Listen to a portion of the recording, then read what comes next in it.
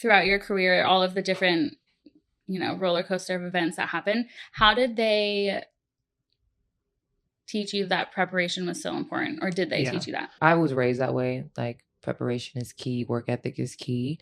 I think the biggest thing that all the no's in my career have taught me, one, it has taught me how much I really love basketball. One.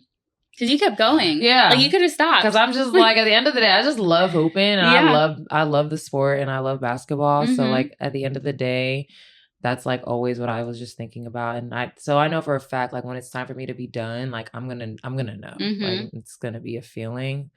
But when it's like you get all these no's, you get put in all these situations, I think you learn to, at least for me personally, being in like the sports space, you like learn to be like a better leader, a better motivator, and you understand like your teammates and, the different roles that everybody has on a team, and you learn how to appreciate them. And I think in college and high school, like, I always knew how important my teammates were to my personal success and our overall team success.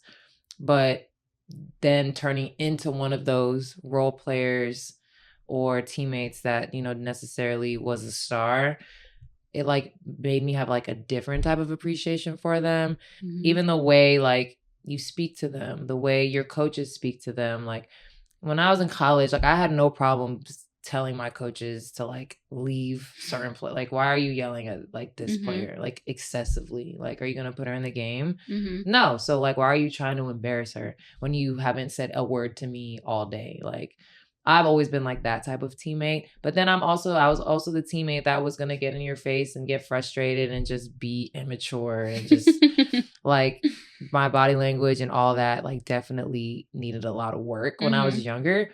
And it took me a while to like realize that. And then, seeing everything from a completely different point of view, being a player that barely got in the game, but, you have to do all the reps in practice, and you have to, be the loudest, and you can't be in last in sprints and all that kind of stuff. It like just gave me a completely new perspective of not only how important those players are, but like how dedicated and how hard they do work, knowing that, I might not get in today. I might not play at all for a week, but I'm in here with you, next to you, cheering for you, being happy for you, and then working my ass off. So when I do get that opportunity, I'm ready. And I want to be that person. I don't know, like, we have a new coach now. I don't know what my role on this team is going to be. I'm hoping to at least be a leader, like, before we even start with X's and O's. Like, I want to establish myself as a leader on this team, but I want to be a very empathetic leader. Which empathy, there's a thin line about like over feeling and like all that kind of stuff, taking things personally. But I prefer to be that than someone that just doesn't care about what anybody's feeling or going through or dealing with. And I just want to be that leader that just constantly can instill confidence in everybody, no matter what. Even on my tough days, I want people to be able to look at me and be like, okay, like, if I need like a pick me up, or I need a boost of confidence, or I need some advice, like, I can go to Lexie. And I feel like I just have had a vast experiences in the league where I really can speak on like almost everything. Yeah. Except for being like the super mega star. But I think you're a mega star. But that's only a few people who are like that, so I don't feel that bad about not being that.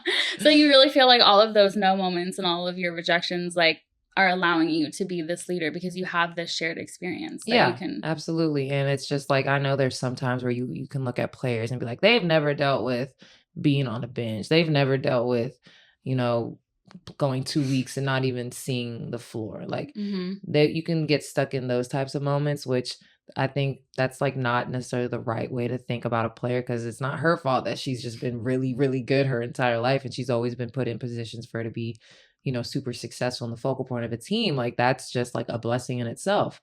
And it should motivate you to like want to work and hopefully be that type of player one day. But for me, I just feel like the league is so like, it's just a revolving door. And sometimes it's about timing. Sometimes it's about roster construction. Sometimes it's simply about the money. But at the end of the day, like, you can be a good person, you can be a good teammate, and eventually like all of that, all those no's, whatever, will build you to be this like very well-rounded person. And then when your opportunity comes, you're going to be ready.